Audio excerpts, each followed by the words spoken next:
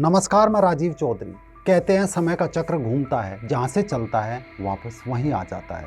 Iran की धरती पर आज जो हो रहा है वो केवल आर्थिक असंतोष का विस्फोट नहीं, बल्कि इतिहास के गहरे चक्र की गूंज है। एक पारसी सभ्यता जो कभी विश्व की ज्ञान विज्ञान की धुरी थी, आज इस्लाम में लिपटकर अंदरूनी तौर पर जूझती नजर आ रही है।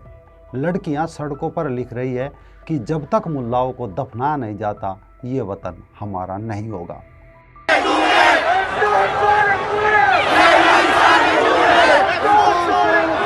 वो ईरान जहां कभी कोरोस महान का साइरिस सिलेंडर मानवाधिकारों का प्रथम घोषणा पत्र बना, जहां अविसेना ने चिकित्सा को नई दिशा दी और जहां रूमी के शब्दों ने प्रेम और रहस्यवाद की नई परिभाषाएं गढ़ी, आज उस ईरान में रोटी और रोजगार, अभिव्यक्ति, पहचान और भविष्य के सपनों को लेकर लोग सड़कों पर है।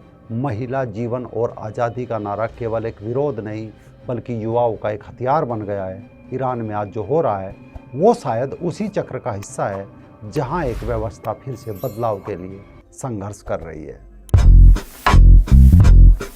ये साल था 14 अक्टूबर 1971। 9 राजा थे, 5 रानियां थी, 16 देशों के राष्ट्राध्यक्ष, 2 सुल्तान, ईरान का एक वीरान रेगिस्तान, जहां लिखा था स्वागत है आपका दुनिया के सबसे महंगी और आलीशान पार्टी में।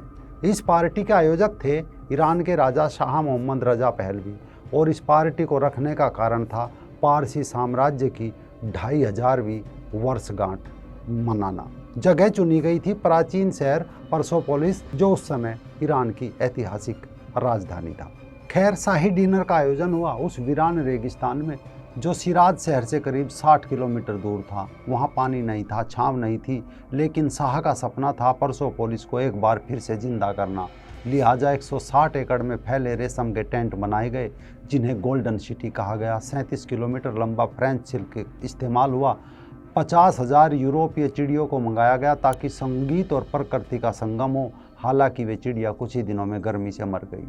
पार्टी के करीब 600 लोग खास मेहमानों में, इनमें princess grace, princess Rainier, Britain की राजकुमारी एनी, प्रिंस फिलिप, अमेरिका के उपराष्ट्रपति स्पाइरो एग्न्यू, अफ्रीकी सम्राट हाइले सेलासी जैसे चेहरे मौजूद थे।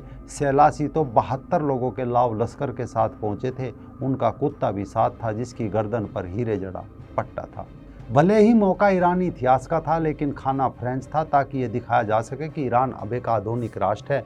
120 वेटर थे, 40 शेफ और 150 टन आधुनिक रसोई के सामान फ्रांस से ही लाए गए थे। कुल 18 टन खाना, जिसमें 2700 किलो मांस, 30 किलो ईरानी कैवियार और बर्फ़ के ट्रक शामिल थे। साथ ही 2500 बोतल शैंपेन, 1000 बोतल बोर्डो और 1000 बोतल वाइन भी थी। शाही भोज 5 घंटे से ज़्यादा चला, जो गिनीज बुक में दर्ज हुआ, और 3 दिन के शाही जलसे के बाद मेहमान तो लौट गए, लेकिन अब शाह को अपने ही देश की जनता का सामना करना था। मीडिया में खबरें चल पड़ी कि इस पार्टी पर उस वक्त $10 करोड़ खर्च किए गए थे। जब ईरान के गरीब हाशिए पर जी रहे थे, लोगों को इस खर्चे की भनक लगी तो राजा शाह पहलवी के खिलाफ गुस्सा भड़क उठा। शाह के विरोधी उस वक्त विदेश में निर्वासित जिंदगी बिता रहे थे शिया धर्म गुरु अयातुल्लाह रहलुल्लाह खुमैनी, जिसे इस पार्टी का बखूबी फायदा मिला। इससे उन्हें लोगों का समर्थन मिलने लगा। इस भव्य पार्टी के बाद राजशाही के खिलाफ प्रदर्शन तेज होते चले गए, और शाह की सेना एक प्रदर्शन को कुचलती तो 10 जगह नए प्रदर्शन खड़े हो जाते। आखिरकार 6 जनवरी 1978 की बात। ईरान में लोग अभी सुबह सुबह जागे ही थे। अखबार वाला अखबार फेंक कर गया। लोगों ने अखबार उठाया, सामने के पन्ने पर जो दिखा वो पढ़ते ही कुछ ने अखबार फाड़ कर फेंक दिया, कुछ ने अखबार उल्टे पांव उठाकर बाहर फेंक दिया। कई ऐसे थे जो अगला पिछला सोचे बिना सड़क पर उतर आए। इस एक सुबह के अखबार ने दुनिया की सबसे बड़ी क्रांति में से एक को छेड़ दिया था। तख्ता पलट की नींव रख दी थी एक मुस्लिम राष्ट्र की। उस सुबह ईरान के अखबार में क्या छपा था, कौन थे जो लोग सड़कों पर उतरे थे और किसके लिए उतरे थे? दरअसल अखबार का नाम था इत्तिलात। उस रोज़ अखबार में अयातुल्लाह खुमैनी के बारे में अपमानजनक लेख छापा गया था, जिसमें उन्हें ब्रिटेन का एजेंट बताया गया था, उनकी निंदा की गई थी और उन्हें भारतीय मुल्ला तक कहा गया था। ये खबर पढ़ते ही कई लोग सड़कों पर उतर आए, अखबार फाड़ दिए, शाह के खिलाफ नारे लगाने लगे। इत्तिलात की खबर छपने के 12 घंटे के भीतर ही देश में मानो आग लग गई। पुलिस को आदेश मिला कि हुड़दंगियों को देखते ही गोली मार दी जाए। बस फिर क्या था, 20 लोग पुलिस की गोली का शिकार हो गए। कई अखबारों पर सेंसरशिप लगा दी गई। 8 सितंबर 1978 को तेहरान में जोरदार एक मजहबी प्रदर्शन हुआ। फोर्स घटनास्थल पर पहुंची और फायरिंग शुरू कर दी, जिसमें 100 से ज़्यादा लोग मारे गए। ईरान में इस दिन को ब्लैक फ्राइडे, नरसंहार के तौर पर जाना जाता है। कहा जाता है प्रदर्शन करने वाले लोगों को मार्शल लॉ के बारे में जानकारी नहीं थी। दिसंबर 1978 में करीब 20 लाख लोग राजा शाह के खिलाफ प्रदर्शन करने तेहरान के शाहयाद चौक पर जमा हुए। इतने लोगों को एक साथ इकट्ठा देख सेना ने उन पर कार्रवाई करने से इनकार कर दिया।